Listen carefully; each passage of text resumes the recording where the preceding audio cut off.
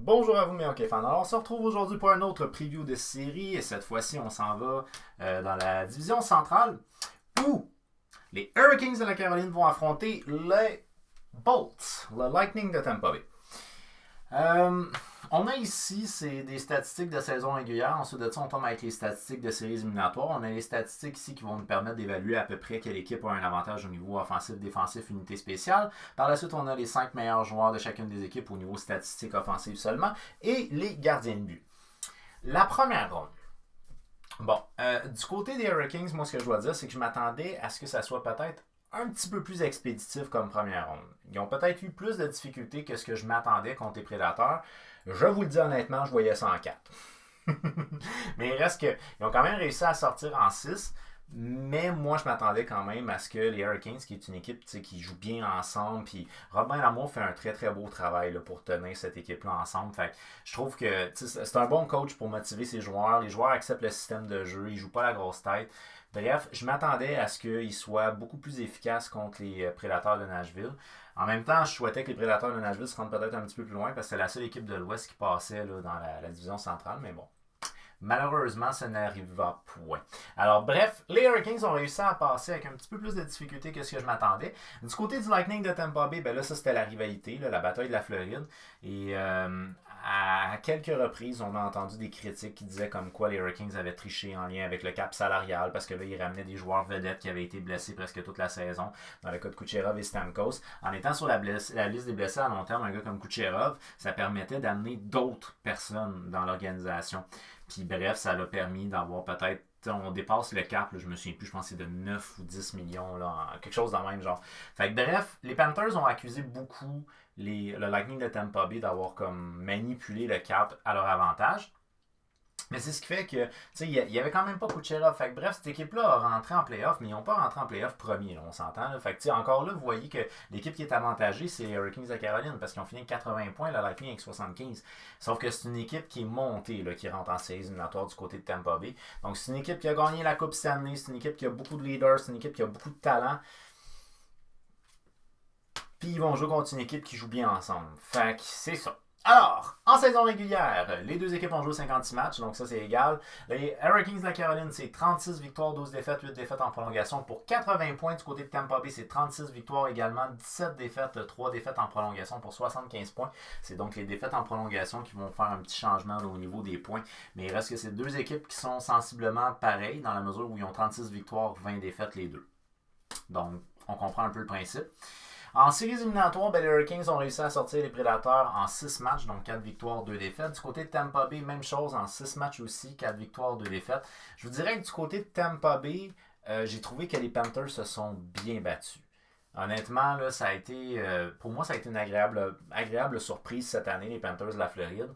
Puis du côté du Lightning de Tampa Bay, je trouve qu'on s'en est quand même on s'en est sorti pas si mal, mais on aurait pu être encore mieux. Sauf qu'au début, on voyait que des gars comme Stamkos et Kucherov, ça faisait un bout de temps qu'ils n'avaient pas joué. T'sais. Là, ils ont repogné leur game. Là, ils sont dedans. Là. Alors, pour ce qui est depuis le début des séries, les Hurricanes de la Caroline, c'est une moyenne de buts marqués de 3,67, ce qui est excellent. Mais de l'autre côté, le Lightning de Tampa Bay, une moyenne de buts marqués de 4. Ouh!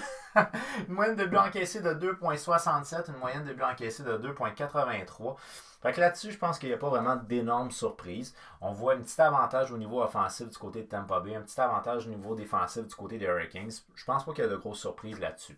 En avantage numérique, 21% du côté des Hurricanes, 40% du côté de Tampa Bay.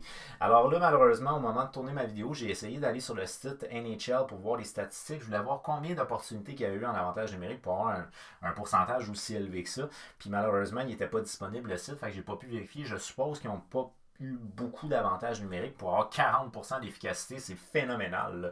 En désavantage numérique, on parle de 88,5 du côté des Hurricanes de la Caroline, ce qui est très bon. 72,7 du côté du Lightning, ce qui est vraiment pas vargeux.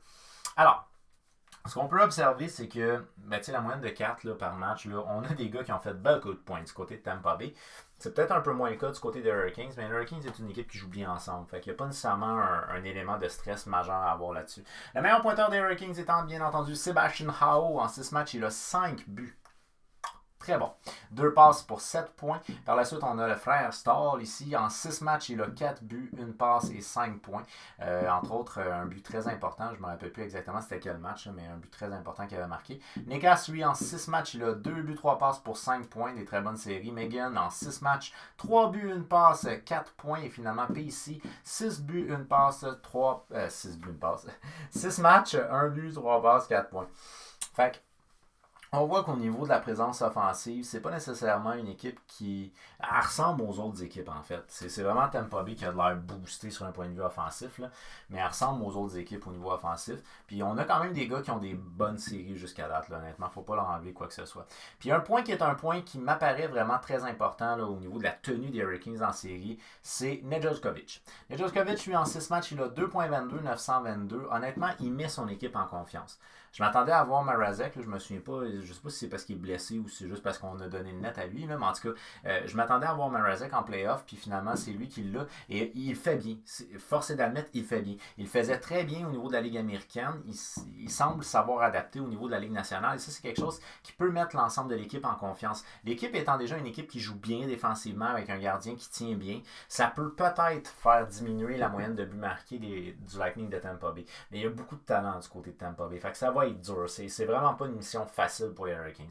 Du côté du Lightning de Tampa Bay, eh bien, on a Kucherov qui est le meilleur pointeur de l'organisation. En 6 matchs, il a 3 buts, 8 passes, 11 points.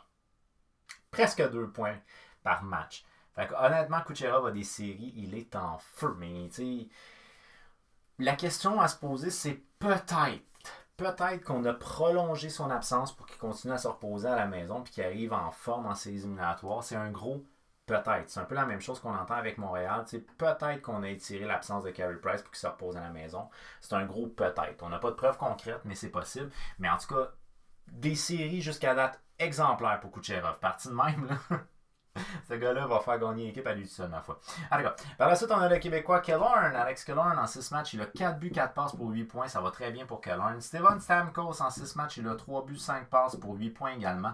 Encore là, des bonnes séries. Le défenseur Victor Hedman. Victor Hedman, en 6 matchs, 8 passes, 8 points. Il y a plus qu'un point par match, Victor Hedman. Puis Victor Hedman, c'est un gros bonhomme qui patine bien, il est mobile, il est fort physiquement, il brise des jeux sans pogner de pénalité, il réussit à maîtriser des gars juste avec sa présence physique. C'est un défenseur exceptionnel, ce gars-là. Puis encore une fois, il avait connu des bonnes séries, mais il en connaît encore des bonnes cette année. Puis c'est un joueur qui est un joueur important pour les succès de l'organisation. Fait que quand tes joueurs importants ont des bons... Ils ont des bons rendements. Alors, on a Brandon Point ici, là, en 6 matchs, il a 4 buts, 2 passes, 6 points. C'est vraiment pas négligeable. Là.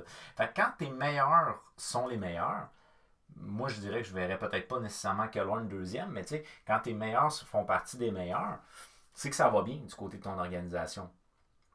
Fait que pour moi, tout va bien du côté de Tampa Bay. Vasilevski, lui, a des bonnes séries aussi jusqu'à date. En 6 matchs, il a 2.64, 929. Mais tu sais, même s'il accorde 2.64 buts par match, si son équipe en compte 4, là, tu te donnes une bonne chance de la gagner, celle-là. Là. Alors ça, c'est l'overview pour ce qui est de la série qui va opposer les Hurricanes de Caroline au Lightning de Tampa Bay. Alors, moi, je n'ai pas de t-shirt d'aucune des deux équipes qui jouent en Floride, soit les Panthers ou le Lightning de Tampa Bay. Donc actuellement, j'aurais un t-shirt normalement du Lightning de Tampa Bay. D'après moi, c'est une série qui devrait aller du côté du Lightning de Tampa Bay parce que c'est une équipe qui a déjà gagné il n'y a pas si longtemps, donc qui a un esprit de gagnant. Puis c'est une équipe qui est boostée un peu. Beaucoup de talent au niveau offensif. Sauf que j'ai énormément confiance en un gars comme un coach comme Rob Brindamour. C'est un gars qui a toujours joué du hockey de détermination. C'était pas nécessairement le joueur qui était le plus talentueux de toute la ligue, mais c'était un gars qui était capable de travailler fort à tous les matchs. Puis je trouve qu'il transmet bien à ses joueurs. Fait que très honnêtement, là, c'est loin d'être une série qui est gagnée d'avance pour Tampa Bay. Tampa Bay a fait face à une équipe qui a été quand même pas pire physique contre eux autres. Puis c'est une équipe qui est assez fragile au niveau de la santé. Fait que ça peut être intéressant. C'est jouable. C'est toujours jouable pour n'importe quelle des deux équipes au hockey. On ne sait jamais qu'est-ce qui peut se passer. C'est jouable pour les deux équipes. Moi, je donne Tampa Bay en 6. Vous, d'après vous, qui va remporter cette série-là? Est-ce que c'est le Lightning de Tampa Bay? Est-ce que c'est les Hurricanes de la Caroline? En combien de matchs, et d'après vous, qu'est-ce qui va être le point marquant qui va faire qu'une équipe ou l'autre va remporter cette série-là? Faites-le moi savoir au travers des commentaires. Un très gros merci d'avoir regardé ma vidéo. On n'oublie pas, on y fait un j'aime. On partage aussi pour qu'on jase de hockey avec un maximum de hockey fans possible. Un coup qu'on est abonné, on active la petite cloche parce que je mets des vidéos en ligne de temps en temps vu qu'il y a d'autres previews à venir. Merci beaucoup de m'avoir regardé. On se revoit bientôt. Bye bye.